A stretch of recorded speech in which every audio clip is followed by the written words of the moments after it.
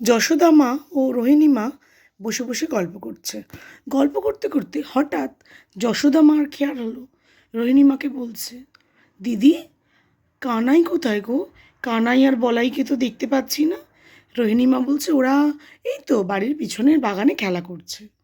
তো হঠাৎ করে রোহিণী মা খুঁজতে খুঁজতে গিয়ে দেখলো যে কানাই ঘরের পিছনেই খেলা করছে। তো রোহিণী মা, যশোদা মা চলে এলো। এবার কানাই বলাই তার বন্ধুদের সাথে খেলা করছে।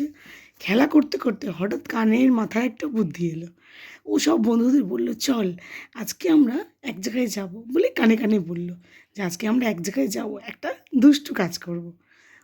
বলতে বলতে তোর সব বন্ধুরা তো খুব খুশি, কিন্তু বলাই বলল, ভাই তুই এই কাজটা করিস না, এই কাজটা করা একদমই ঠিক হবে না আমাদের। এই কাজ কখনো কেউ করে? মানে ওরা কোথায় যাবে বলো তো? ওরা হচ্ছে ননি চুরি করতে যাবে, বুড়িমার বাড়িতে ওরা ননি চুরি করতে যাবে। তো তখন বললো, দাদা ভাই তুমি রাগ করো না। কানাই বলল, দাদা ভাই তুমি রাগ করো না, তুমি চলো, চুরি করে কোনো জিনিস খাওয়ার মজাই আলাদা। তো যাই হোক, সব বন্ধুরা মিলে, কানাই বলাই সবাই মিলে আস্তে আস্তে আস্তে আস্তে গ্রামে যে বুড়িমা ননি তৈরি করে, খুব সুস্বাদু তার ননি, ওই বুড়িমার বাড়িতে গেল। গিয়ে আস্তে আস্তে আস্তে আস্তে ঢুকলো। বুড়িমা তখন দুপুরবেলা ঘুমাচ্ছে। এবার গিয়ে দেখলো, চারিদিকে খুঁজলো, কোথাও ওই ননি পেলো না।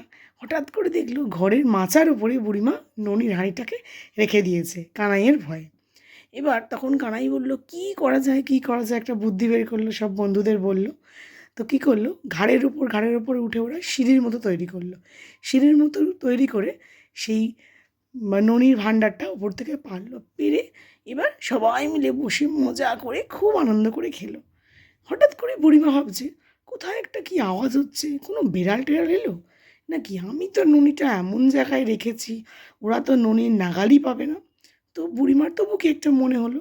আস্তে আস্তে আস্তে আস্তে এসে দেখছেন কানাই বলাই ওর সব বন্ধুরা বসে বসে চারিদিকে ননি খাচ্ছে, আর বুড়িমাকে দেখে ভয়ে ওরা ছুটে পালিয়ে গেল।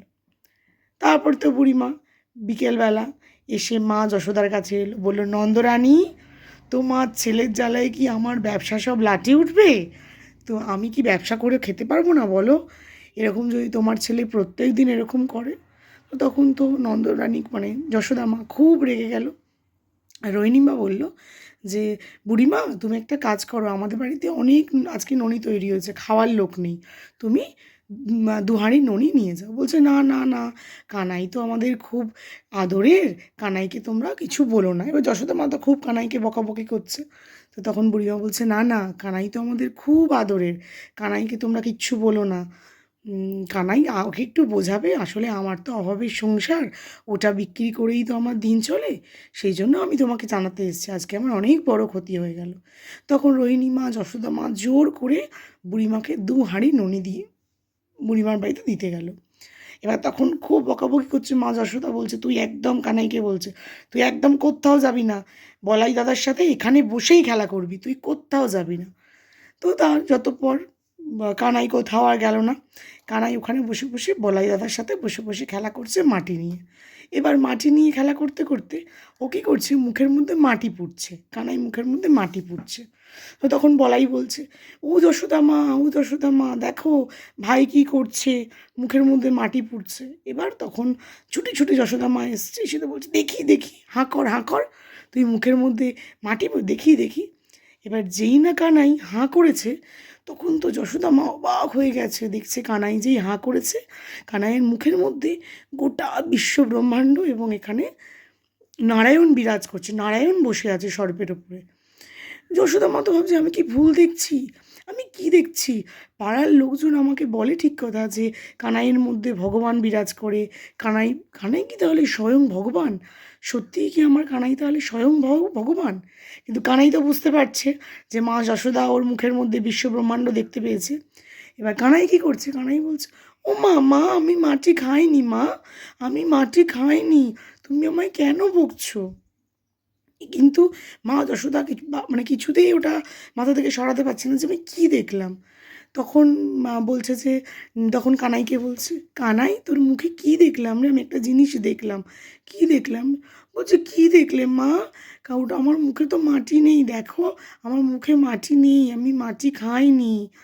তো তখন যশোদা মাকে কানাই মনে মনে ভাবছে যে না, আমি যশোদা মাকে কখনোই বলবো না যে আমি স্বয়ং ভগবান, আমি ওনার কাছে ওনার সন্তান রূপেই থাকতে চাই, আমি সন্তানের ভালোবাসাই পেতে চাই মা যশোদার কাছে।